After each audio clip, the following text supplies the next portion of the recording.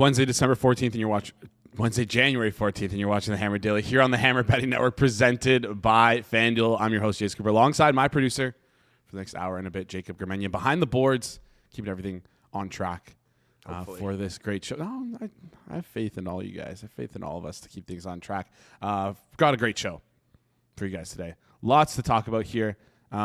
Good cast of guests that Alex lined up for us today. Starting things off, we have Mr. Peanutbettor, talking college football, obviously the national championship game. Some opinions on that. He must feel vindicated of being the only guy on the show to give out Miami minus 3.5 and winning. I had the under in that game, for those of you who don't remember last week. And, I mean, it sucks that me losing the under coincided with Mr. Peanutbettor winning. But it is what it is. It is what it is. And then Pips is going to come on, break down some NBA player props. Good pickup on LaMelo Ball on Monday. That's a W. Maybe we'll talk about the Anthony Davis situation as well, get his opinions and thoughts on that if there's time. And then finally, we close out the show with the most sophisticated square that I know, Geoff, Fienberg. We're going to be talking some golf. I'm excited to talk some golf. Is that a first on the Hammer Daily? Yes. Golf with Geoff Fienberg. No. We talked Ryder Cup. Early on. Oh, yeah. You're right. Early on. I think it was in September. And, yeah, excited to have Geoff on. I think him and I have good connection here. Going to see if he likes my sweater. I'm going to tell him he looks very nice today. And he'll be like all shy and embarrassed. It'll be great. Appreciate you guys in the chat. I see you. For the algo. Let's LFG. Big Papa. Golf is back. You're goddamn right it is. Before we get into things, I just want to quickly give a shout out to our Discord. Because if you're not in the Discord yet, you are missing out. We have 1,600 members, over 1,600 members. It's absolutely cooking. It's a great place to chat during the games. Our creators are in there sharing their best bets, and so is our Hammer audience. Join us at discord.gg/hammer and see what you've been missing out on.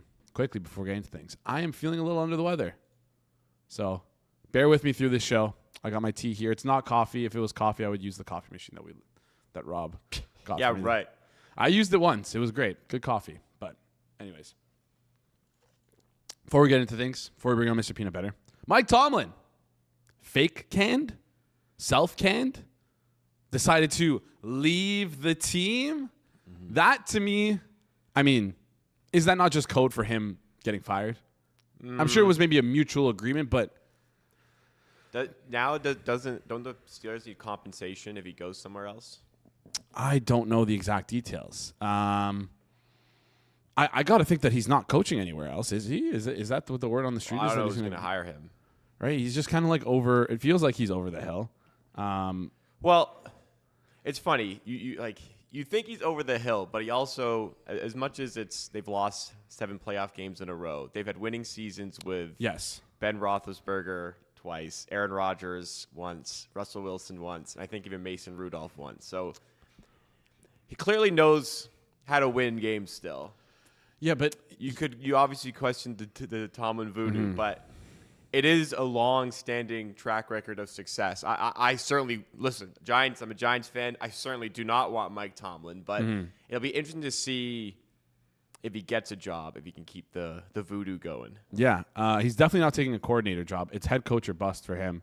For sure. And he's been, this is like his 18th or 19th season as a head coach of the Pittsburgh Steelers, which is, I think it was 19. Absolutely insane. Good for him for lasting that long. It's just like, feels like these last 10 years just been like the same. Every time I talk about any team, it's like I refer to them as like a team that's stuck in the middle. They're just the Steelers in my head, and they've always been the Steelers for the last 10 years. So it's like, I think it was time. And I don't know if the Steelers felt that or if Mike Tomlin felt that or if they both felt that. Probably mutual. I think out of respect, they let him make the announcement. You know? Yeah, that had to have been what it is. But interesting to see who the Steelers get. How attractive do you think that job is?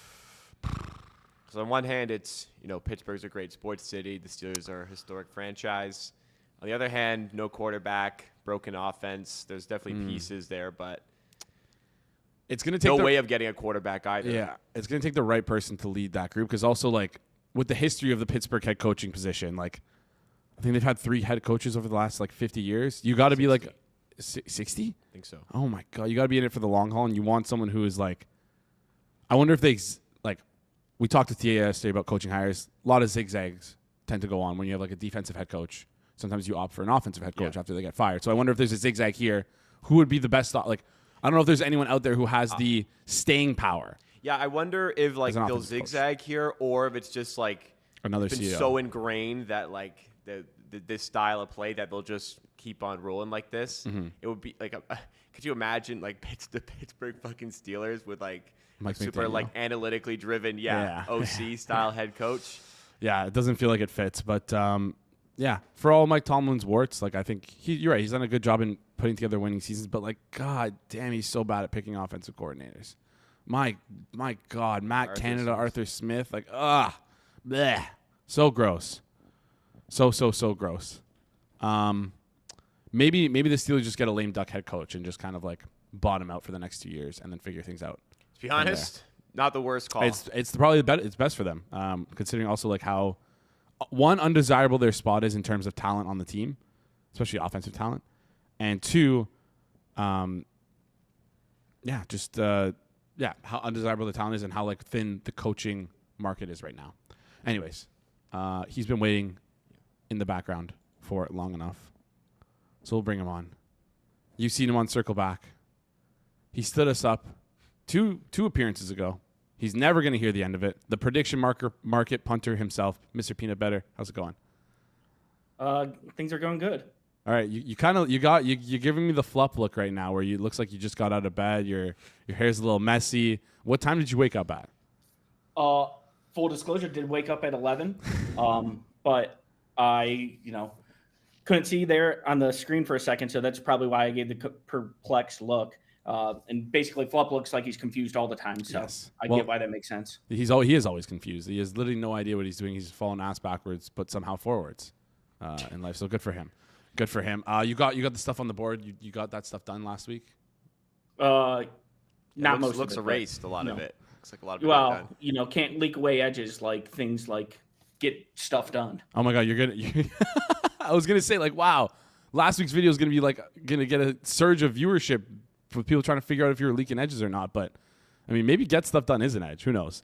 People are criticizing the whiteboard, saying it's too messy. Did today. you balance all the accounts? I did not balance all the accounts. Write it down, man. No wonder you didn't do it. You forgot it because you erased it. Oh, all right. Maybe it's because you blame it on us. Your partners are gonna get mad at you. Just blame it on the show. I have to take like 20 minutes out of my Wednesday and talk to some buffoon about college football. All right, let's get into things though. How do you feel about last week? You had Miami -3.5. Do you feel vindicated a little bit by that performance? Yeah, I thought the game, to be honest, was a lot. I thought Miami controlled that game more than the final score indicated. Certainly more than when it looked like they were about to lose there for a second. I thought Miami kind of controlled the game throughout and had several picks that they dropped, and basically every little small thing that could go wrong for Miami did. So, in reality, I know Miami covered with like a last-second play, but I thought that Miami was the right side on that one kind of throughout the game, kind of controlled the game at least defensively with their defensive front once again. Yeah, there's almost like 3 or 4 moments in that second half where Trinidad Chambliss was just like literally feeding these Miami cornerbacks, and you're reminded why these cornerbacks play cornerback and not wide receivers, because they can't catch the football. All right, let's talk about the national championship game. Should be a fun one. Miami versus Indiana. Indiana -8.5 right now. Totals at 47.5. Look aheads, we're at 5.5 for Indiana. It's basically it essentially is home field for Miami, although it's supposed to be a neutral site. It's probably going to be home field for Miami. Are you shocked that this number moved out through the 7.5, now out towards the 8.5? When the look-aheads were around 5.5 in this game? Sure. I don't know how much value I'd put in the look-aheads on these. They're pretty much guesses. They're not a truly liquid market, so I didn't think, that part necessarily surprises me. I will say, just based on kind of matching up the lines versus different opponents, it does seem like that Indiana's been upgraded more during this playoff run than Miami has, and I understand Indiana's won with huge margin, especially in the Oregon game. They looked even more controlling than they did in the first one. But just for me personally, from what I've seen now, full disclosure, I'm not running my numbers each week anymore. But it seems to me that Miami should have received a larger upgrade just based on how they've controlled the game, what they had, what was their baseline expectation coming in. So it seems like the market's upgraded Miami or upgraded Indiana more than they have Miami, which is pretty shocking to me. Yeah, I understand. We talk about this Corby with Corby all the time. Although the models are updating as every week goes by, the new inputs come in. There's no less, I guess, manual adjustments is what he was calling it. But to get this big, it feels like a bigger upgrade than we would have been expecting. But again, Indiana's been covering their spreads by more than double digits, almost 14, 20-point covers of their spread, which is utterly absurd, which I feel like we haven't seen in quite some time here. With how dominant Indiana has been, if someone were to bet on Indiana, should they be looking towards the alt markets, or is it are we kind of jumping the shark here a little bit? Yeah, to me, Indiana has kind of kept their foot on the gas here in these games where it seems like, maybe they'll slow it down, kind of grind the game to a pace or to a halt. That hasn't been Curt Cignetti's, forte, whether he's up versus Western Illinois in the second game of the season. I thought it was a little bit, he was rubbing it in on these teams. It appears that he's all gas, no brakes, literally all the time, whether it's the playoffs, doesn't matter to him. So he's going to keep his foot on the gas. If you're looking at an alt, that's probably something to keep in mind. But, the total is 47.5. We're talking two slow-paced teams. Miami especially is going to try to especially grind this thing out. They have been playing a little bit faster, it seems, in the playoffs, running a little bit no huddle at different points even. So, but in general, both these teams are not fast-paced teams. Indiana's covered these large margins because of turnovers that they've had. Carson Beck can certainly turn it over, but there's not a lot of time to get to a number that once you start talking derivatives, you're talking about a really big number there because, obviously 9 is already pretty large. So you're talking about 14, 17 in a game that's going to have NFL-style pace. It's just pretty tough to get there. All right. So you're telling people to stay off it, which means I will play it, and I will probably lose, but it's okay. It's okay. I want to touch on just your opinion on the game in general. Do you feel like this 8.5 is right? Gun to your head, if you had to pick a side, if you had to pick a side here at the 8.5, who would you have? And then for the total, gun to your head, over or under? I like Miami. To me, that defensive line has been so dominant. And I understand that Indiana has won. They have an NFL quarterback there. He's been fantastic through the first 2 games. Really, I thought he has kind of changed my opinion of what he is as a player. The way he's played, especially with some of these back shoulder throws, he's really just, putting it exactly where you want it to be. And he's so big and mobile that there is some hope to slow down this Miami pass rush, but they've been so good so far. They've been getting pressure with so few. I think that they can do that, play enough on the back end. They do have their safety suspended for the first half, so they'll have to kind of overcome that. They have a freshman who's going to be playing back there. He made a big play in the Ole Miss game to kind of seal it, but late in the game. However, I think that he's kind of a liability back there. But still, they have the ability to get pressure with 4. They're going to be sending guys back, keeping things in front of them. I think that this number is just really big to me. And Miami was, if we think about, Ohio State was a 3-point favorite versus Indiana not too long ago. Miami was, 7 to them. It seems like the market has upgraded Indiana more than they've upgraded Miami. I don't necessarily agree with that. So if I, gun to my head, I would go with the 9. In terms of over-under, I think that Miami, both these offenses are pretty good passing the ball, and both of them have guys that they can rely on the outside. 49 or 47.5 is just a small number. To think that these guys can't get up to 49, I would lean towards the over in this game as well. It's going to be slow pace. That's going to hurt you. But both of these offenses have shown the ability to throw the ball enough that if there is, once you get into the second half and the game state starts changing to a trailing game state, I think both these offenses can have more success than we've seen from, other groups that don't have quite the line play that these guys have kind of to protect their star quarterbacks. Yeah, Miami's defense has been incredible here, but whenever they've been behind, they've been able to utilize the explosive plays, which has been sort of their, I don't want to say their bread and butter, but a big help for them in, again, that comeback against Ole Miss was just being able to use Malachi Toney to exploit that defense, the soft coverage when teams are trying to play prevent, and yeah, just hit on these explosive plays. So hey, you like the over? I'm in agreement with you on that one. I'll take the over with you for this Monday national championship game there. As an aside, like, are you like? Listen, I'm not the biggest like college football guy. I've gone really into it this year. This is kind of like the most I've been into it in my life. Why has there been so much time between all these games? Like, is this not the most annoying thing on earth, or is this just me that's like just complaining?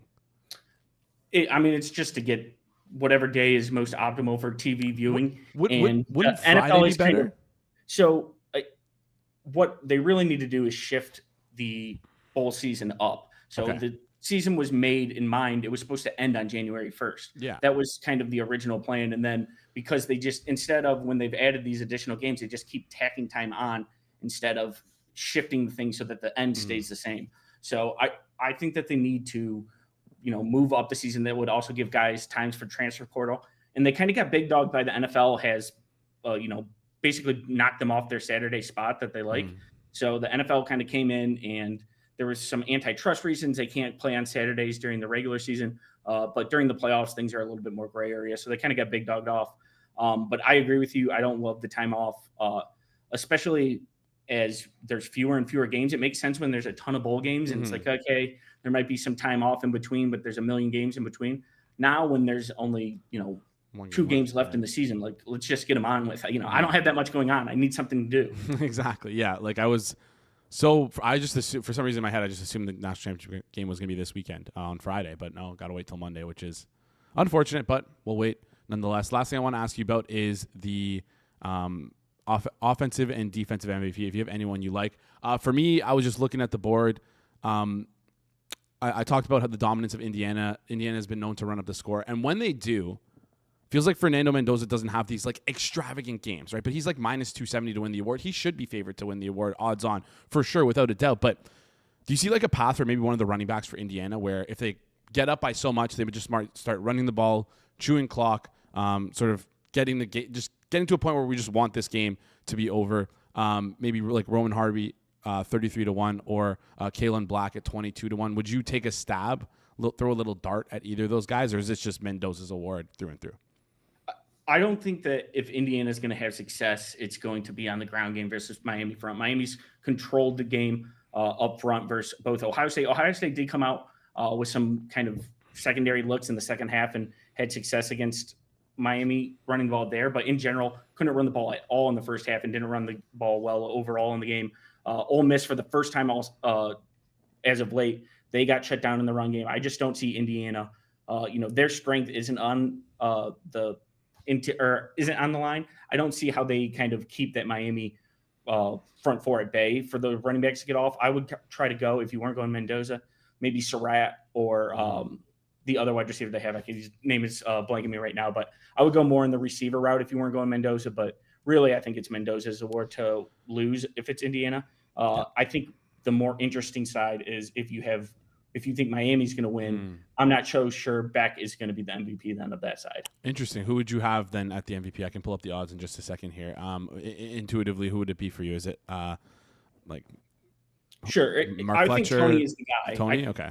Yeah, they're going to do, if you watch them, once it got to playoff time, they started finding, they already ran a ton through him. Once it got to the playoffs, they were manufacturing the ball for him in ways like beyond belief. So they are clearly going to go to him. Indiana runs more zone than anyone. He's found an ability so far to kind of find those spots in the zone. He's one of Miami's favorite targets there. During man, he is as well. So I think they're going to do just a million things to get him the ball out in space. So I think that he also has the ability to have plays beyond just passing yards where they're getting the ball, running the ball, things like that. Yeah, no, for sure. Malachi Tony, also incredible freshman season here from him. Can't help but think about Tyreek Hill whenever you watch him play. Obviously, anytime there's a short, fast guy, it's like, all right. That's who you think? You don't think of his cousin? Kadarius Toney is like such a bad stench in just watching him because I obviously watched him more in the NFL than in college. So ask Jacob. Jacob had some Kadarius Toney. He's a Giants fan. What about him? Just you watch him play. Yeah, unfortunately, he's fucking sucked. I think he's Kadarius Toney with a little bit more. How do I say this nicely? A little bit more football IQ, we'll say. Okay, all right. Okay, now that's interesting. All right, let's close this one out here. I wanted you to come on and pick a NBA player to score 50-plus points today. Of course, as the people have known over the past 2 weeks, FanDuel has had this daily jackpot, which you can take a stab at. If the player that you pick scores 50 or more points, you get a share of, what is it, $1.7 million in bonus bets. So, Mike, Mr. Peanutbettor, who would you pick today to score 50-plus points and use your profit boost token on? Sure. Yeah, we're going low ownership percentage. We want to shoot for the moon here. We want the biggest payout possible. I'm going to say Peyton Watson is my guy. Jamal Murray watched the show yesterday. This guy watched the show. That's who he gave out yesterday. Come on, man. You can't steal my plays. Jamal Murray's not going to play in this game, so this is an even better play than Jacob's. Okay. No, because they'll have more ownership because he put up 30-something yesterday. Yeah, but he's still Peyton Watson. I think that there's a lot of people betting into this market that maybe but you're right. He probably will have higher ownership, but Denver has a chance to be sitting everybody again. This run that Watson's on is kind of incredible, so I'll just go ahead and stick with him. I think that the ownership still is going to be low compared to if you're talking like star players, things like that. So of course, he's probably the number one guy, I think, in terms of what you get value as far as I don't think that if he does manage to hit it, you're going to be sharing him with a lot of people. I'm just annoyed that you pulled a Fezzik and it wasn't a bit. This is just the crazy thing for you to do. He doesn't watch the show. What the heck? Why don't you watch the show? I watch the show every week. Okay, there we go. Every day. Every week. Every day. The Daily Show. I watch it every week for at least 20 minutes when I'm on. Right, and then I watch it beyond that too, most of the time. All right. But, I just, whenever Jacob talks, I put it on mute real quick. Oh, I thought you were going to say whenever I talk, you put it on mute. That's shocking. It's a lot of mute. All right. Last thing before you head out here, there's a question in the chat for you. I wanted to let them ask that question to you. Ruben Bain, defensive MVP, plus 900 on FanDuel. Seems like good value. Any opinion on that? Yeah, certainly. He's been the guy so far. Indiana struggled on the left side of the line versus Alabama. Obviously, they didn't struggle that much. They were able to overcome it. But he's been an absolute freak game changer. How much value is there on the main guy in a defensive thing? It probably is hard to tell. You probably want to look back at Super Bowl MVPs to get some kind of baseline for it. But he can take over the game. And he's certainly, I think, the favorite for defensive players overall. He should be the lowest odds. He is not, but I think it's just because there's 3 Indiana players that are higher than him. But actually, no, sorry. There's 2 Indiana players tied with him at plus 900, and then D'Angelo Pons is plus 650. Mike, appreciate you joining the show, Mr. Peanutbettor. Again, sad you gave out the Fezzik play, but it is what it is. We will chat next week. Sorry, I asked you. Wait. I asked you what you like in the game. You like the plus 8.5 on Miami, but who do you think wins? Who lifts the trophy at the end of the day? Let's go with the Hurricanes. I have been a Mario fan. Everybody hates Mario Cristobal. Everybody loves these little X's and O's coaches. Oh my gosh, Willie Fritz, all these guys. Who's in the national title game? Who's playing last? It's Mario Cristobal. I think that he's going to get it done. He's going to be everybody's little darling baby Signetti here. I'm the one Mario Cristobal fan on the earth, and I'm saying the Hurricanes get it done. All right, Hurricanes get it done from Mr. Peanutbettor. Mike, appreciate you joining the show. We'll chat next week. Yep, I'll make sure to listen here so I can steal Pips' play as well. All right. I mean, if that's ever a good endorsement, the guy who loves to, steal plays is going to steal Pips' plays because he knows Pips knows ball. He knows that Pips knows ball. All right. We got Pips coming up next. Before we do that, though, before we bring him on, you know about the 50-point jackpot. You know how wild it gets when an NBA player goes off for 50. Now that moment could literally make you money thanks to FanDuel's brand new 50-piece jackpot. All you have to do is claim your jackpot token in the FanDuel Sportsbook app. Then before the game begins, just use your token when you place a bet on a player's over-under 4 points or a player to score X plus points. And if your player scores 50 points or more, you will win a share of, I believe it's 1.7 million since I last checked, but it might have gone up after yesterday. You'll have a share of that in bonus bets either way. So if you think you know which player is going to have a big night, just make your pick on FanDuel because the next 50 burger could be worth a whole lot more than just bragging rights. Visit FanDuel.com/forward progress to take your shot at the 50-piece jackpot. That's FanDuel.com/forward progress for a chance to win a share of the $1.7 million in bonus bets. FanDuel, play your game. 21 plus and present in select states for Kansas and affiliated Kansas Star Casino, 18 plus and present in DC, Kentucky, or Wyoming. Opt-in required. Must place eligible pre-live wager on select markets. Prize pool to be split equally among all eligible participants who made the correct pick. Bonus issued is non-withdrawable bonus bets, which expire 7 days after receipt. Gambling problem? Call 1-800-GAMBLER. Visit rghelp.com. Call 1-888-789-7777. Visit ccpg.org/chat in Connecticut or visit mdgamblinghelp.org in Maryland. Hope is here. Visit gamblinghelplinema.org or call 1-800-327-5050 for 24/7 support in Massachusetts or call 1-877-8-HOPE-NY or text HOPE-NY in New York. All right. And remember, for the 50-piece jackpot, you don't have to bet. Yes. The 50-plus points. Yes. So yesterday we took Peyton Watson 25-plus. That won, and we were entered for the jackpot. He didn't get 50-plus, but we won the bet. Yeah, we won the bet, which is the second most important. I think it's the most important thing, probably. You want to get a good bet, and then you have the bonus of the EV of that. If you get 50-plus, you win the jackpot. You win your share of the jackpot. And I was wrong. It was not 1.7. It's 1.8. I think they add $100,000 every single day, which is like utterly insane. I don't even know if they're going to cap it, but I believe they will at $3 million. So you're going to want to be taking these every day. You're going to want to be taking these every single day. All right. Let's bring on our next guest here. He's an NBA props originator, co-founder of Props Madness, our favorite European on the show. Pips, how's it going, my friend? Am I the only one? No, Suma. I feel bad because I like Suma a lot, but no, you're listen. I have a bunch of European friends. You're by far the favorite, if I can call you a friend. How's it going? How's the week been so far since Monday? Great. Yesterday I had 6 games slate, and I have like 3 bets. Today 1 more game, 7 games slate, and I have like 15 plus by 9 a.m. So beautiful slate, if you ask me. But we'll see how beautiful it was in a couple of hours when things settle. It can be tricky. It can be tricky. All right. And speaking of things settling, you were on the show on Monday. Gave out 1 play. It was LaMelo Ball under 7.5 assists, -128. That was a W. Good stuff there. That was easy win. 5 Easy assists only for LaMelo. Not even close. Played more minutes than I expected, and still 9 potential assists in that one. So not even close. All right, not even close. Let's get into things. Let's just get into things right away here. Starting with the Utah and Chicago Bulls game. We're gonna head over to the player. Yeah, we won't. The line moved. Yes, I just saw that move. Okay, so we're gonna skip that one. We have 2. We originally had 3 plays. We have 2. I'm just gonna double check, make sure the other one that I'm about to talk about. I like third one. If it's there, when I finish with the first 2. Okay. Let's go to the Knicks and Kings game then. Again, heading over to the points market. We're gonna scroll down and we're gonna take OG Anunoby towards the over.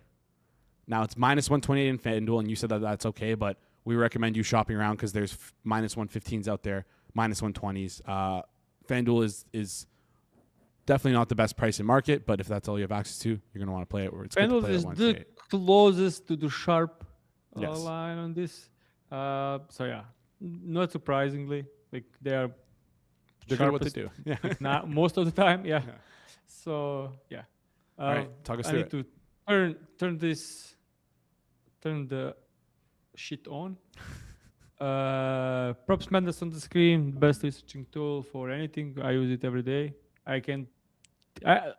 One day when Cloudflare was down, I just gave up on researching. I didn't even research bets because I have no idea what to do when I'm not using Props Madness. Like it's been super weird because I'm so used to it. So OG Anunoby, first off, expected minutes 30 to 40.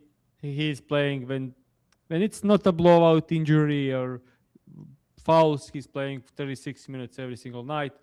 Range of the minute 30 to 40, and only by doing that we can see he's averaging 17.2 points a game in those scenarios.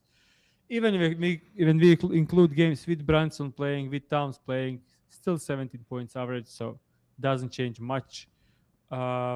Matchup he's playing the fucking Kings. If you want to bet the over, you better do it against the Kings. So yeah, one of the best like Kings, Bulls, Utah Jazz. Like use the dart and close your eyes and hit early lines, and you'll get there. So OG Anunoby, as I said, just need to do some light filtering out the best defensive teams he played this season, and just by doing that, we get the point. Like when not playing the best teams in the league, he's averaging 19 points a game, hitting this line in 7 out of 8 games. Some correlation with paint defense. I mean, Kings are third worst defense in the league, ranked 28. They are ranked 29th out of 30 teams in paint defense, and he's scoring 50% of his points in the paint. So if you take a look, any below average matchup in the paint, he's also averaging 18 points a game. So over 15.5 at like minus 120 should be a great bet. Minus 128 still good, but minus 120 should be great. So our first bet is OG Anunoby over 15.5 points. Minus 128 is what we have on FanDuel. It's what we're going to have it written down as. But, of course, like we always say, shop around. Shop around because you can find a better price out there. There's a 113 out there. So go move that. Go move that, chat. Also, I see someone in the chat saying I'm a little quiet. I'm under the weather. I usually have more energy. I'm sorry, guys. I'm doing my best here. Hopefully you can bear with us throughout the entire show with my lower energy than normal today. Next one you want to talk about here, Pips, is we're going to head over to the Cavs and Sixers game.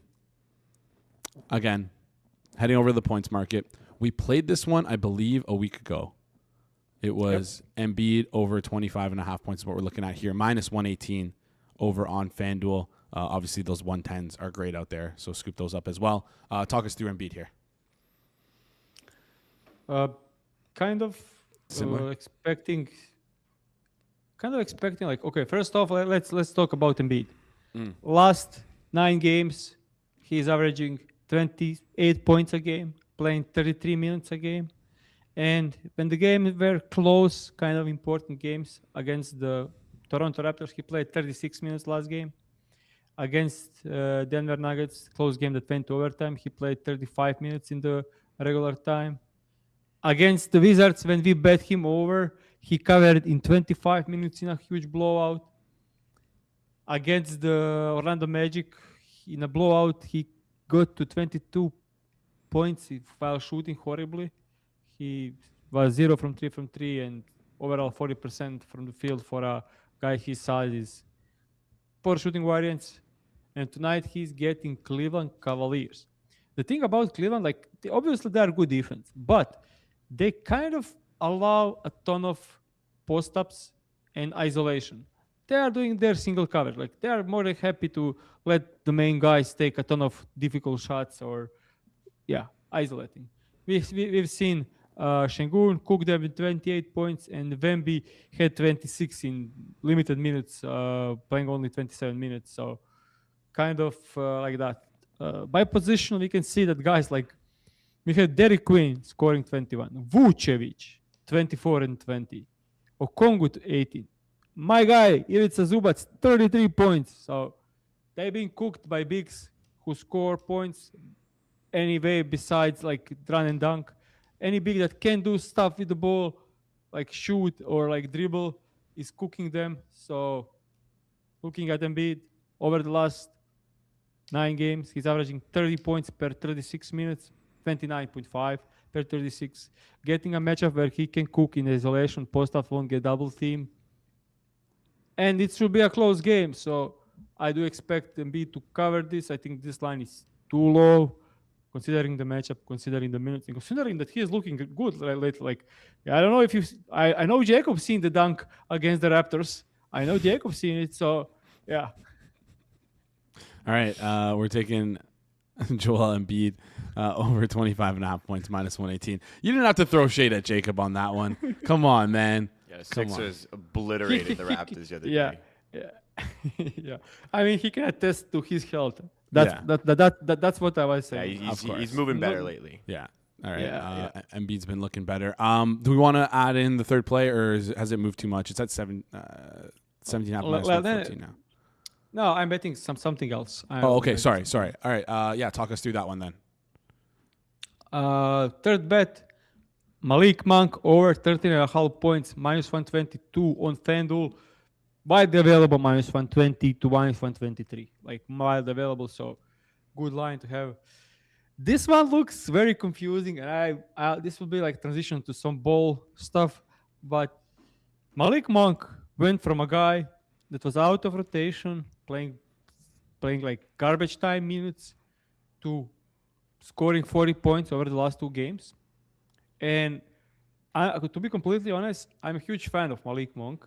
I think he's great player, especially like from the bench role on a good team, and a leading scorer creator for some horrible teams.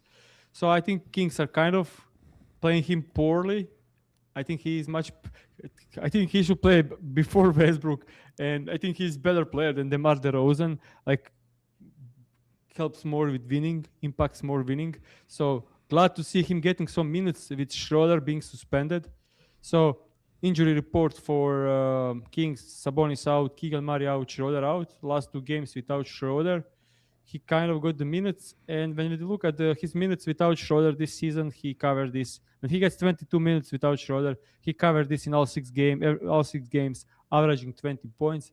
But we don't need to look at only games without Schroeder. When we look at the games and he got any minutes, like 22 to 32, last 2 games he get 26 and 32. So 22 to 32 is playing it safe. He covered this in 14 out of 17 games this season, averaging 17 points per 27 minutes. And I think he should play 27, 28 minutes tonight. So this doesn't make much sense.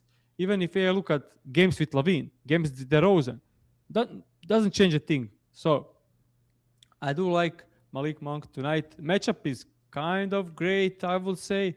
He scored most of his points. Transition, pick and roll ball handler. Both areas, Knicks struggle to defend, ranking 25th, 24th. He scores half of his points above the break 3. Knicks allow 4th most above the break 3. So matchup looks absolutely great. He probably gets even I think DeMar gets Anunoby and Lavine gets Hart. So Monk getting the best matchup out there. They also have Mitchell Robinson playing deep drop coverage. So off the bench, Monk probably getting some wide open looks after the screen. And when Towns is out there, he's kind of clueless anyway. So, yeah, I think this is a good spot for Malik Monk. All right, good spot for Malik Monk. Over 13.5 minus 122 is what we were looking for. You can find that over on FanDuel. Before you head out here, Pips, I asked you prepare a 50-plus point score for the $1.8 million jackpot. Do you have anything for us? You don't have to. No pressure. Just wondering if you do. Let's bet James Harden. James Harden? All right. And this is because we have Kawhi questionable to play in back-to-back and Zubac's questionable to play in back-to-back. So if those guys are out, he's left playing with John Collins. Can't do anything besides shoot a wide-open 3 or dunk. And then Chris Dunn, Brook Lopez, Nicolas Batum. Like, what the fuck? Who is going to play on this team? Who is going to score on this team? They're going to need someone to score. Clippers should score like 120, 30 points because they're playing Wizards. And if all these guys are out, like, who's going to score? Like, it's James Harden. He's ISO prime 2017 James Harden scoring. He already has 50-point game this season. He can do it again. If there is one spot for it, it's against the Wizards. All right, let's throw it. Let's take the remember, you don't have to bet on him to score 50-plus points. You can bet on him to score 30-plus points. Oh, you want? I was going to say we put him on to score 30-plus points at plus 106. I mean, for him to score 50-plus is 35 to 1. I will definitely shoot. I will definitely aim high. Okay. Because we need Kawhi and Zubac to be out in order to work. So aim high. So 40-plus and 50-plus could work. Yeah, let's do the 40-plus then. Yeah, don't go crazy. Just don't bet your entire savings, so you'll be good. Of course. Plus 700 is what we'll go for on him to score 40-plus points. That's what we'll take here. And if he scores 40-plus points, we're really close to 50, so we might be able to get the double dip and win both. might be able to get the double dip and win both. Pips, appreciate you coming on the show. We'll chat at some point next week. Yeah. Enjoy this one. Take care, guys. Awesome stuff from Pips. As always, our favorite European on the show. Sorry, Suma. Pips is great. Has Suma been on this show? He's never been on the show. So Pips is favorite until Suma comes on. No, I don't pick favorites. He's from Croatia, right? Pips? Yeah. Yes. My favorite friend from Croatia. Only friend. I have people who are like Croatian background. Yeah. That are born and raised in Canada. You live in Toronto. You sure you got plenty. All right. I played a freaking whole team of them in soccer yesterday. Oh man.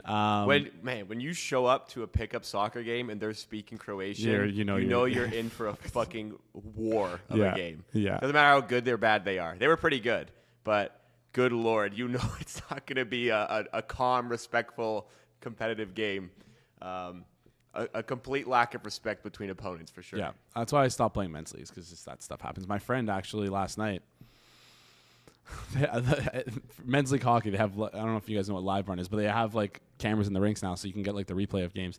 Wow. 2 seconds left, they were smoking the other team. The puck popped up in the air. There was like, again, 2 seconds left, so he like went to catch it and then hit like a little 6-7 with the puck. Got absolutely smoked from behind. Deserved. But then that guy got his like teeth kicked in by everyone else on that team. So you know that the guy who got his shit kicked in was deserving of it when no one on his team went in to help out at all. It's like the game was over. Yep. Anyways, that was a funny one. Before we get into our next guest, before we bring on Geoff, is Geoff there or is Geoff He's not yet. Okay. Why don't we do guess the line? Let's do guest line. But before we do guest line, reminder, Friday, Hitman will be there. Jack Miller will be there. By the way, Jack Miller absolutely fucking cooked last week. All over the Christian Kirk stuff. I am kicking myself. He was 400-1 to lead the wild card round in receiving yards. Obviously, we weren't going to play that, but just like I should have asked him about it. Just a thought, right? Because he absolutely nailed the usage of Christian Kirk. Did a great job of that. But yeah, we're running it back. Hitman had 6 TD props. None of them won. No, I thought he had Kirk as one of them. Wasn't that Jack Miller's bet? That was Jack. I think that was his as well. Let me double check. Hold on. My understanding is he had Calvin Austin. And then he came on. So Jack Miller had 1. Hitman had 6. Jack Miller got the winner.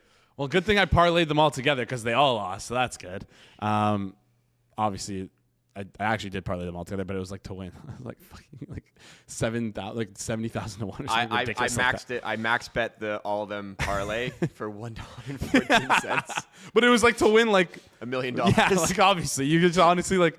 That's an account health play, though. That's actually like an account health play that I would say is like... Sure. If it wins, good bet. If it loses, good account health. There you go. Awesome. All right, let's play Guess the Line here. Okay. Y'all know how it works at this point. 3 lines to guess, 3 guesses per line. Jason only needed 1 guess for the first 2 yesterday, so let's see if he can repeat the feat for this edition. We're going to start off with the Raptors at the Pacers. We're going to go for Pascal Siakam, former Raptor, on assists. Okay, so I'm going to have to factor in the revenge game angle here on a Wednesday. I'm going to go with 4.5 assists. Lower. 3.5 assists. Yes. There we go. 3.5 assists. Good start. I've bet on Pascal Siakam assists a ton. Anyways. How about this one? Brandon Cook's receiving yards. This is such Remember the amount of receivers down for the Buffalo Bills right now as they play the Denver Broncos. Can't believe we're talking Brandon Cooks in the year of our Lord 2026, but here we are talking Brandon Cooks 2026 So with the Saints jersey, though, that's hilarious. He had a good game. Yeah, he did. Against Jags. He's like been their best receiver, which is just so dumb. Tyler Shavers had like, what was it? He popped his ACL in the first half, 22 snaps. Keon Coleman 27 in the full game. It's like they hate Keon Coleman. That guy is just an absolute banana head. Let's go with 36.5. Lower. Okay. 30.5. Lower. Whoa. 24.5? 28.5. So take a loss there. Yeah. And finally, we go to the Raptors and their team total against the Indiana Pacers. What's the total in the game? I think that's cheating. I had to ask. If I'm not cheating, I'm not trying. Let's go with 1. Okay. Can you tell me if they're favorites or underdogs? I feel like that's not cheating. They're favored. Okay. Let's go with 112.5. Wow.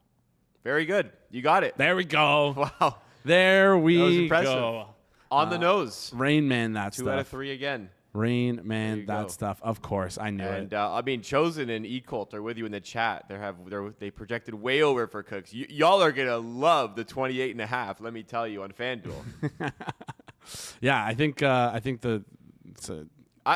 play you guys. That's the reality. There's a lot of injuries. yeah. Play is over. You think he's going 38? Shocking. You played us with the injury. No, that was you. You don't set this up though. That's Mike that does this, right?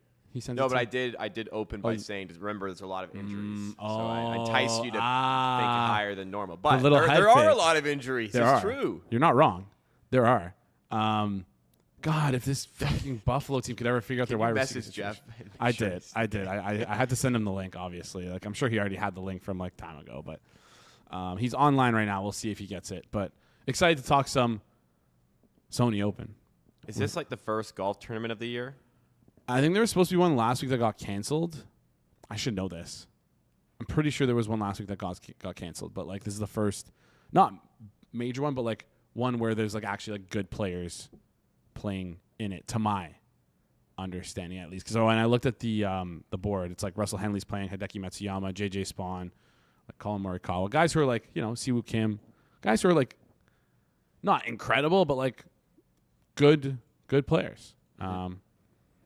Obviously not the best, but still good players. Lots to talk about with Geoff here, of course. Yes, thank you, Big Papa. It's _23. I feel like Big Papa _23 is a slightly new chatter. I see him. He's been cooking in the chat. We appreciate you. We love all of our chatters. Yeah, we got a lot to talk about with Geoff here. Gonna talk about who he has as the favorite, who he likes in the tournament, any dark horses. Also curious. He said something so weird to me. He's like, I don't bet on the first round. Can you remove the first round question? I said, okay. But then he said, ask me about the first round. I said, okay.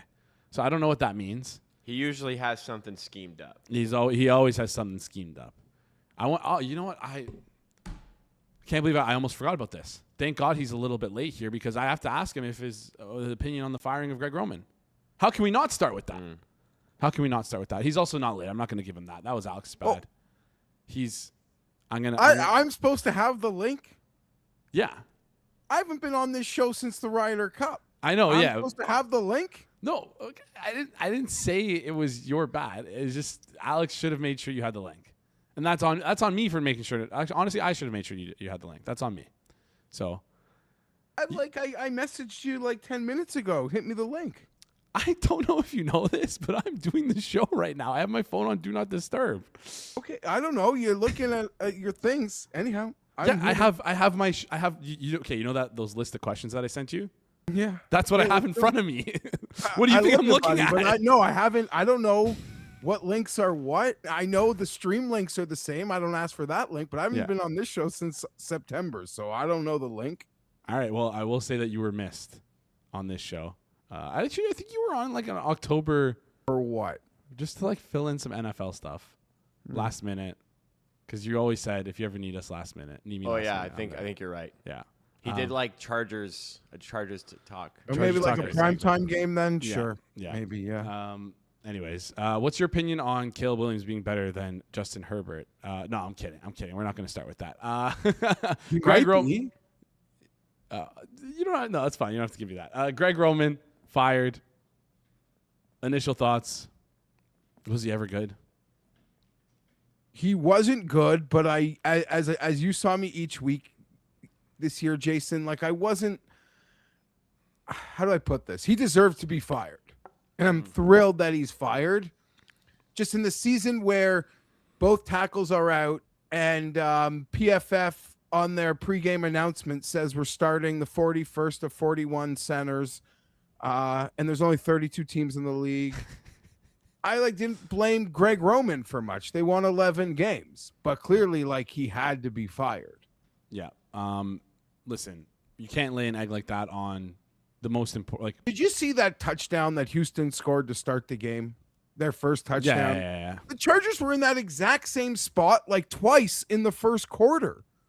3rd and 4 down by the goal line, and they're like running a halfback dive behind the worst center in football. Yeah. Sometimes With just like a little misdirection, a little something pizzazz, little pitch and catch. You couldn't even create that. That was embarrassing. I know that the Harbaughs get like a ton of credit for finding being a good evaluators of like coordinators. I actually think they're overrated in terms of finding a good offensive coordinator. I think their defensive coordinator selections are always really good, but never been a fan. Never been a fan of Greg Roman. Never been a fan of Todd Monken. At least in the. I'd be happy if the Chargers got Todd Monken. I wouldn't complain. Maybe I'm just like I don't know. I'm just so. I prefer out on Brian Todd Monken. Dable. I don't think Mike McDaniel is possible, or just some fun, forward-thinking mind. McDaniel would be so fun. I can't believe I disrespect you guys, but not even considering that would be so. Be a fun. head coach. I feel like the head coach took so many years off his life. He might just want to spend a couple years in LA. Listen, it's one of those weird things. Do you want to go to a head coach? I think it's a great job. I'm biased, but hear me out, Jason. You get these 2 tackles back. You use a draft to, replenish the interior of the line. And now if the Chargers win, you will get the credit. Yeah, of 2 course. years ago, Yes. if you made Justin Herbert win a playoff game, people would have been like, oh, that's on Justin Herbert, not you. Now whoever comes in there, and there's the talent there, they will be the one who is like given the credit for making them win bigger games. Yeah, for sure. It's like because also the thing that's most fresh in people's minds right now with regards to the playoffs, Chargers and Justin Herbert is that he unfortunately laid an egg in that game. They didn't like every game this year, even in the losses, he makes like 3 or 4 hero ball plays. Yeah. I'd count them at 0. Yeah. And if you look at the all 22, there were some oppos missed. So, and I'm not a film guy, but it's just gotta release and get it out. Yeah. Sometimes you don't have to be a film guy to like look at a play and say, "Hey, this guy's wide open. He should have definitely been able to." Oh get yeah, it he to had it there. Yeah. Whatever. All right. Anyways, let's get into the Sony Open. Sorny Open. Sony Open. Oh, That was a Simpsons joke. Okay. What is it actually called? Sony Open. Sony Open, Okay, like okay. Sony, like TVs. I thought we had an error in the. Yeah, that's what I thought. No, I'm joking. Yeah, Okay. Sony. Can you hold on? Can you explain the joke for our Walkmans. younger audience? You know what a Walkman is, the younger audience? Yes. Okay. So what does that have to do with Sony? It was a Simpsons joke. Okay, what's the joke? They're in the store. They're looking at TVs. Oh, they're getting Sony TVs. And there's like a Sony and a Sorny. Okay. Okay. I got it. Sorry, that's It's like whatever. Walmart version of it. I guess, yeah. All right. I'm an old man. My bad. No, you're not. You're young at heart, Geoff. By the way, you look great today. Let's get into things. What is the prototype for someone who has a chance to win this tournament? How does this course play? What type of golfer does it favor? Is it someone who's like really good off the tee, like a great putter? Talk me through the prototypical golfer you imagine winning this tournament. Yeah, I don't think this is going to be a place where like you're going to be able to bomb and gouge your way through it. It's a short par 70, 7,000 yard Bermuda grass golf course. You just want to be in position off the tee. The fairways can be narrow, and be attacking from about 100 and 160 yards. I would say 67% of your approach shots will come from that 125 to 200 yard range. So you just want to be in the fairway, ball strikers, and it'll take a lot of putt luck. Like great, higher end putters can win here. And, it's almost can turn into a putting contest if it's not windy. We're in Hawaii and there's a chance for a lot of wind, which can keep scoring low. But if the wind is down, the scoring will get pretty high, and it does have the potential to become a putting contest. All right, could be a putting contest here. You mentioned approach play is what's sort of important here. Russell Henley is the current favorite on the board at 11-1. From my understanding, he's got some good approach play, and that makes sense why he's the favorite here at 11-1. Do you see him contending and winning for his second win here? I mean, of course he can. Mm-hmm. He should, maybe. I'm not betting him, but yeah, his approach numbers can sometimes be like Scotty Scheffler-esque. He got run down here a couple years ago by a scorching Hideki Matsuyama. If I was playing like the very top, maybe it'd be like a Bobby Mack who I'd be tempted to bet, but I haven't made a bet under 40-1 this week, Jason. Okay. Then give me I guess it's not even a dark horse for you then. I wanted you to give us someone who, a pick at sort of longer odds, 31 or higher is what I wrote down here. Who did you have? Is it Kurt Kitayama? Aaron Rai? No, I did use Kurt Kitayama in my one and done this week, which is like PGA Tour like Survivor, except you never actually get eliminated. You just lose the right to the player. Okay. Right? Although that would be fun, I guess. Maybe if the guy missed the cut, you got eliminated or something. Or like missed top 10, top 20. That'd be hardcore. But, the bet I made this week before even, the Chargers game happened, because I knew I'd be sportsbook sad in the morning, account sad. I got in at Corey Connors at 40-1. I just love Corey for this golf course. He's a complete player. I think, at that, see, I feel bad because that number's not gone. So let's just get off that topic. I'm happy with that. I have Harry Hall at 40-1. I think he might be the best putter in the world right now, and this court is an absolute fit for him. So that's one that I'll be on. Daniel Berger, 65-1. Max McGreevy, 100-1. And Kentai Nakajima, 150-1. The World Tour rookie. This Asian played here 4 years ago, and he was 5th place at the halfway point. It's a total course fit. He's been here before. I think he'll be very comfortable. You might have had asking me for a long shot. I might have just taken away your question, but Nakajima would be my favorite. Find me a winner, Fienberg, north of 100. Truth be told, I don't know. My engine is revving slowly this week for the golf. Maybe it's just I felt beaten down on Monday morning, or we're still in football season. But yeah, we're sort of treading lightly this week for me, Jason. All right. That's all good. Never going to ask you to come on to force anything. Appreciate any of the knowledge that you share with us. Of course, Nakajima right now, 100-1 on FanDuel. So you might have been in the doing of moving that number, but I'm sure there's other spots out there where you can find them at a better price than the 100-1 that's out there right now on FanDuel. Want to talk to you a little bit about like the early season here. How does the influx of international talent change, the dynamic of early season events like this, if at all? Oh, this one's a little fun. I guess maybe you get some Asian tour players, but I don't know. I mean, listen, we're going to see a lot of great players playing a lot of golf this year with the new dynamics of the PGA Tour. Tour cards feel more limited than ever. Spots into the FedEx Cup playoffs feel more limited than ever. The spots are so finite to be guaranteed into the signature events.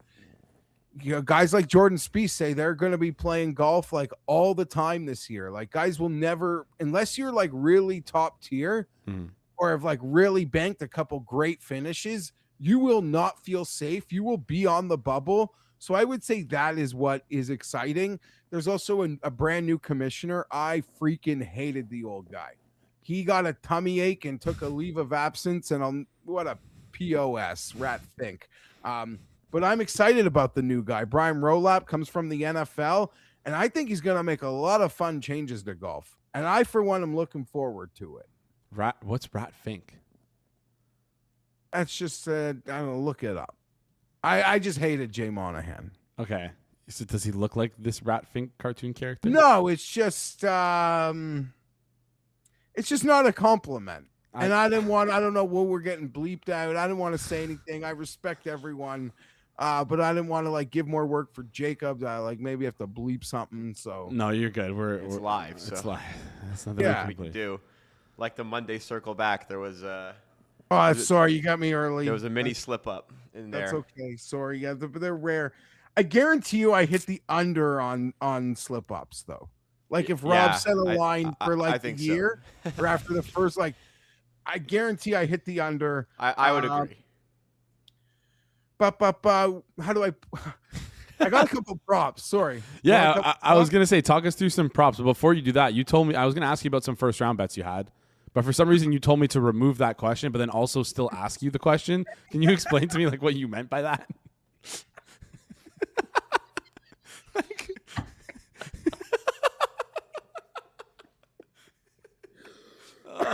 Oh. I'm joking. Geoff, are you okay?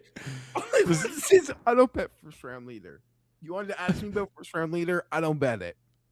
I just don't bet it. I feel like if I bet it, I'll bet it every week, and I don't want to bet it. My mind doesn't work to think about who is going to like peak, who's going to be like the Golf Channel hero. Like I don't know. My mind doesn't work like that. So that's all. That's all. I don't play it. All right, let's give us some of your props then. I'll give just a couple safe ones if you want to document me on these. JJ Spawn lost this sucker. Last year on Sunday, he missed like a 2-footer on the 9th hole and then could never recover. And if you'd have told us a year ago that guy would have like won a major, I'd never believe you. But he just loves this place. And I don't know. I guess I don't want to name the book if it's a different book, but shop around like plus 100 for a JJ Spawn top 20. That feels luscious. Nick Taylor, plus 185 top 20, plus 425 top 10. 3 straight years he has come in the top 10 here. 4 of the last 5 years he's come in the top 20. He won it here last year. He loves this place. I bet these like blind at the start of the week, slightly higher numbers, but I believe these current numbers are still like totally fair. Totally fair. Nick, like he is talk about horses for courses. That's where the opportunities come. The outright betting's a lot of fun, Jason. I like to bet it because it's really the only thing. If I got a guy in the hunt on Sunday or like in it or leading, it's the only thing that comes even remotely close to the feeling I get like watching a Chargers game. And I'm just looking to find that feeling. It's like a drug, and golf betting does it. And as long as you just got to be responsible and not stupid with outright betting. It's just a little, I don't know what the equivalent would be. Like first touchdown is probably the only market that's probably got a bigger hold than outright golf. Yeah. But again, equally as entertaining first touchdown, last touchdown even as well. I guess maybe last touchdown. It's a great sweat. It's a great sweat. And listen, there's like so many markets out there each week. Right? Like you price shop and you can find the best numbers and you can crush some of these props. That's going to be my goal for this year, Geoff. I want to try and get better, become a better golf bettor, pay a little bit more attention to it. Ryder Cup. Trolling me. What? What? I'm not trolling you. A Ryder Cup got me hooked. Absolutely hooked. Well, there's nothing like that. I know, but maybe I can chase that high. The problem is, fun. Anyways, just to be clear, Nick Taylor top 10 was plus 420, 425. There we go.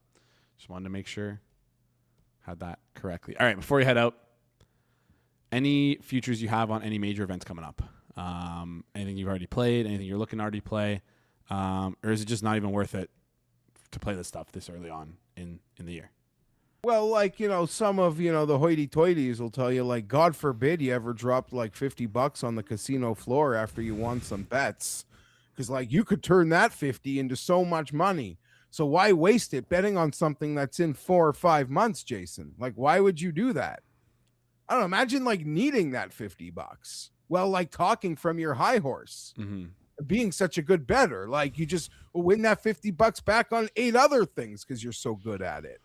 In all honesty, the Masters is probably the dumbest thing you could bet ahead of time. Okay. I say that because it's like only a super elite is going to win this thing. And why a guy's like 10-1 now, he'll be like 9-1 then? What's the point? Do you know what I mean? But I have Cameron Young futures, US Open, and PGA Championship. Those were both flirting with 80. They're a bit lower.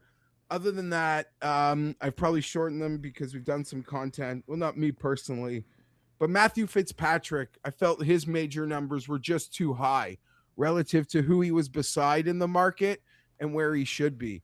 he was around like 80 to 100 to 1 for most majors. He really should be with that collection of golfers in the like 40 to 60 range. In the second half of last year, he was one of the absolute best golfers on planet Earth. So I could see that carrying over this year. Is this the guy you met? Is this the golfer that you met at the Canadian Open? No, that's Ludwig Aberg. Oh, Ludwig Aberg. Well, did you meet his dad? What was it? Oh, so now you're talking about Tommy Fleetwood. Tommy Fleetwood. Never mind. That's who it is. Well, I'd hung out with Tommy before, but at the Canadian Open, I met his dad. It was at my course. And so I was there for like practice rounds or even like when public wasn't even open to public. And his dad like invited me inside the ropes. So that was like getting to watch Tommy play my golf course inside the ropes. And then he gagged it on 18 on Sunday. And there's that video. He had that nice embrace afterwards. He's my guy. But yeah, that was a trip. And that was the first time I'd seen Ludwig. And it was the first time I heard the sound he made when he hit a golf ball. And it was like love it first sound. Interesting stuff. All right, we're going to hold you accountable here. If you don't win any of these props that you gave out here, you're going to have to take me on the golf course one day. So that's how we'll keep you accountable and make sure you're giving out good stuff. You okay with that? Yeah, that's fine. That's fine. I'll be honest. Like, we'll figure out a plan to do this, and maybe I'll hook you up. I told you guys I'll hook you up with some good golf people, like better than me even. Impossible. But maybe like Wednesday might be too late. Maybe we got to do these like on earlier in the week. Noted. We'll take your notes. Because I just feel like a lot of like numbers move, of course. Yeah. Numbers move. Like we're late. Like, tournament starts tomorrow. Whatever. We're cold on the East Coast. It'll be fun watching golf in Hawaii. But that's all. You hear what I was saying there. All right. Sounds good. First event of 2026 here. Close out the show. As a fan, what's at the forefront of your mind heading into this 2026 golf year? What are you like most looking forward to, or just like anything golf related? What's at the front of your mind when thinking about golf in 2026? I'm just excited to see what the new commissioner is gonna do. Okay. All right. Because I think this guy's gonna really like mess shit up. And I would argue playing 40 plus 72 hole 4-day stroke play events are probably the most boring form of the sport. Mm-hmm. So he's going to watch this year, and then he's going to make actions for next year. That's what I'm looking forward to. All right, looking forward to the 2027 changes. Derek as well saying betting an outright is only comparable to a Chargers game if the guy ties for the lead and loses in a playoff round. So I lose plenty of playoff bets, but I win a few too there. All right. Jeff? But I just meant like the feeling I get, not like what is the actual result. I'm trying to chase the dragon, Jason, like you at the bar on the Friday nights. I don't know what you're talking about here, Jeff. But anyways, appreciate you joining the show. I think we sold Rob on our spot on a weekly spot for you this upcoming summer. What does that mean? I've been asking Rob all year, saying I want to show with Jeff. I feel like we got. Oh, you want more of me. I want more of Jeff, and I want Jeff to have more of me. So, anyways, looking good. Chargers shirt as always, looking great. Background as always. Not Chargers shirt. Oh, it's not a Chargers shirt. It's Chargers colors though. To be fair, the screen that I'm looking at is pretty far away. Yeah, fine. You're right. I could have just rolled with that. You're right. Charger shirt. All right. Jeff, appreciate you. We'll chat soon. Sorry about that mix-up. It's all good. That was me. I don't know what that was. It's not you. It's not you. I have a link for this show that you're going to want me to come back on, apparently. Yes, I want you to come back every single day if possible, and I'll pin it for you. Sorry for... okay. No apologies. No apologies. Only apologize if you've done something wrong, which you haven't done wrong. Also, did you mean what you said on that on Circle Back where you said you liked me? Yeah, I do like you. Okay. I just want to make sure. You need the constant validation, it seems, but I got no. Yeah, I like you. I think you're funny on the shows. All right, sounds good. And maybe because I know you, it makes it better. But I like you. Yeah. All right, Jeff. Appreciate you joining the show. We'll chat soon. Hey, great work, Jason. Keep up the great work. Thanks, Jeff. All right, buddy. All right. Rob likes to say that Jeff is my dad for whatever reason, even though we're like 10 years apart. Maybe a little bit more. Always a fun time having Jeff on the show. That wraps it up for today. I feel like I got a little bit better as things went along. Still feeling a little under the weather. Hopefully I can get better tomorrow. I want to bring the energy for you guys. Hopefully you enjoyed it though. Do us a huge favor before we head out. Smash the like button, goes a long way here on the channel. If you're new to the channel as well, hit that subscribe button. We got some more content coming your way. We're planning on some post football content for the channel. So you want to be subscribed so you can catch up on all of that, and make sure that you tune in to all that, because I think what we do over here is pretty great. It's pretty great stuff. So if you enjoyed the show, again, smash the like button. If you're new to the channel, hit the subscribe button. If you have a friend out there, click that share button, send them the video. I think we gave out some pretty good information here on the show today. And if they like betting on sports, they might get a little bit of something from it. Or if not, maybe have a laugh or two, which is what our goal is here on the Hammer Daily. That wraps things. Before we go, new video on Circles Off just came out. New Life of a Capper video where I asked the pro sports bettors, have they ever lost their edge? And if so, what did they do about it? So good episode there. Lots of great insight. Better insight than I was expecting from the question. So yeah, go check it out. Link is in the chat right now. And you can head to the Circles Off channel with the link in the description. Make sure you check out the new Circles Off video. It's great. Great stuff there. That was such a fun time recording those at Bet Bash.